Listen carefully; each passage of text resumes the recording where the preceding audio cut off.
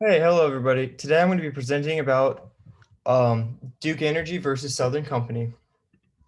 So the criteria I'm going to be using to compare both Duke Energy and Southern Company together are going to be their size and history, market potential, ability to compete, financial analysis, corporate culture, and the negatives of both companies.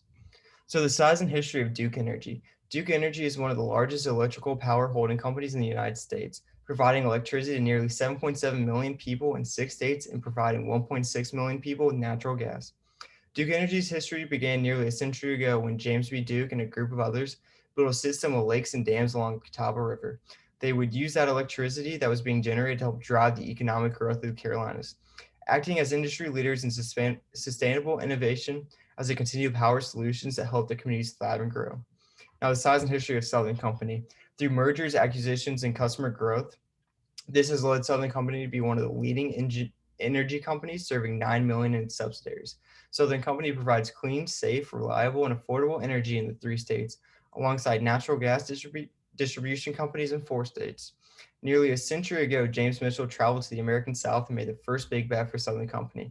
Mitchell was intrigued by the hydro potential of Alabama's rivers and had the idea of creating a series of dams that could electrify the Southeast. Throughout Southern Company's existence, they have been dealt with every impediment that can be faced. They've had to face man-made and natural disasters, hostile takeovers, financial struggles, and numerous attempts to pull the plug on the business. However, rather than being destroyed by these impediments, they have used these to push themselves to become stronger and more committed to their purpose. Market potential of Duke Energy. In 2019, Duke Energy saw an increase of 15,000 new jobs and 7.1 billion in capital investment. Duke Energy also saw an increase of 1,500 megawatts in new wind and solar projects. Duke Energy was able to increase their total multi-year green bond issuances to 2.3 million across the company to help finance clean energy projects in the future. Now, the market potential of Southern Company. In recent years, Southern Company has been working with the construction of two nuclear power plants, Bottle 3 and 4. When complete, these plants will be able to provide enough energy to supply 1 million Georgian residents. Duke Energy's ability to compete in the current market. Duke Energy has a high ability to compete as they are a multi-billion dollar company with enormous growth on the horizon. According to Duke's website, they have already started new measures to help increase reliability by 15% and also improve customer satisfaction by 25%. Southern Company's ability to compete. Southern Company is highly willing to compete in the industry and energy industry. However, some of their plans are seen to investors being too ambitious, as shown through the two nuclear power plants. Compared to their competitors on craft, they are actually leading the way and excelling far more than the others. They have done this by generating more revenue than their counterparts and having a higher net income that can be allocated into the company's growth. Financial analysis of Duke Energy. Using SEC data that was filed in 2020, I can see that Duke has been trailing behind the industry average in nearly all metrics. As we look more into the report, we can see that Duke is currently holding more debt than the industry average, tying up a lot more of their growth and future earnings, meaning that they're going to have to repay that debt before they can put that into other projects. According to Ready Ratios, Duke is also very much below the industry average when it comes to liquidity, meaning that a lot of their cash is tied up and not accessible. Duke is currently above the average when it comes to profit margin, though, which is a strong indicator of their market hold, just meaning that they hold a lot of the market, and this is shown through their profits. Now, the financial analysis of Southern Company. Using SEC data from 2020, I can see that Southern Company is above the industry average in a lot of metrics. Southern Company are below the industry average when it comes to solvency, though. This is shown through their debt ratio, meaning they have a lot of money tied up into assets that aren't easily able to sell and turn into cash very quickly. Southern Company also is near the middle in terms of liquidity, which is good for a business as they're able to quickly turn their existing assets into cash if they are ever needed. In terms of profitability, they are near the top amongst the industry, which can be seen in their stellar profit margin, return on equity, and return on assets. Now, the corporate culture of Duke Energy.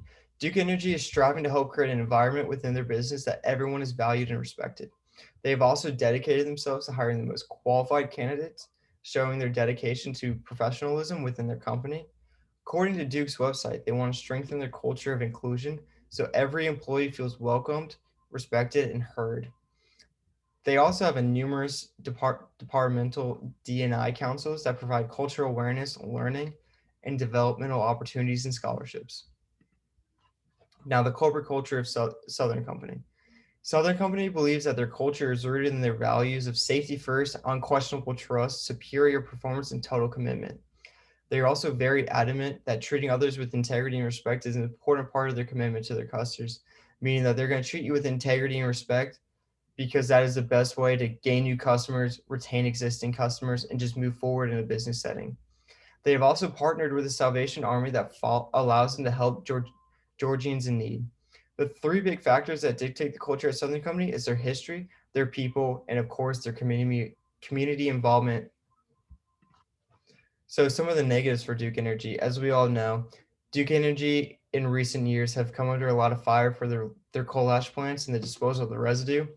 The big one being the Dan River accident, in which one of the coal ash plants actually started leaking that coal ash residue into the Dan River, causing a lot of environmental problems. And this gave Duke a lot of negative publicity and aroused questions from the public as to how they were operating their facilities. Duke Energy is also being labeled public enemy number one according to EWG, as Duke is still very reliant on coal and risky nuclear power plants to generate nearly 70% of their energy. Meaning, even though they are putting money towards these reliable energy sources, they are still very, very reliant on coal and their other risky nuclear power plants, as according to standards of today. Southern Company negatives. Southern Company's most notable negative is just going to be the construction of the two nuclear power plants, as they had exceeded the cost originally thought for management. Along with exceeding the cost, construction was also delayed and took a lot longer than anticipated, meaning that they're not even done today. They hope to be done within a next year or for a few years from now.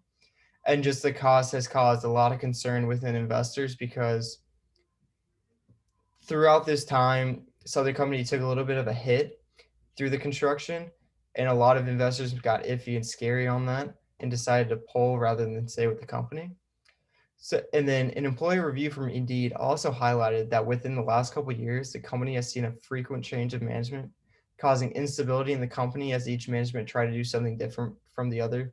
Just meaning that the new management that would come in would see what didn't work with the old one and change it up, just causing a very unstable workplace for a lot of the employees as they'd be doing something different whenever a new person in management became into power. And then based off all the criteria I listed above, my recommendations would be Southern Company is the preferred one of the two. Southern Company has a more stable employment rate at the moment, along with having a better financial standard within the energy industry. The satisfaction of workers at Southern Company also far surpassed the satisfaction seen at Duke Energy, displaying that employees would much rather work at Southern Company than Duke Energy. And then also Southern Company has better plans set in stone and have just had better plans for growth in the future with the reliable energy sources rather than Duke. Just showing that with this expansion will definitely come new jobs as they need more people to fill those jobs so that they can keep on growing and growing and growing until they reach their maximum peak, which is a good opportunity for a lot of prospective employees like myself and a lot of you in this class. We will be looking for jobs, and hopefully with their growth moving forward, they will be accepting and looking at a lot more people to fill roles that were needed. And then that's going to be it for me. These are going to be my references I used. And then thank you for listening. Thank you, Dr. Joy Davis, and have a good day.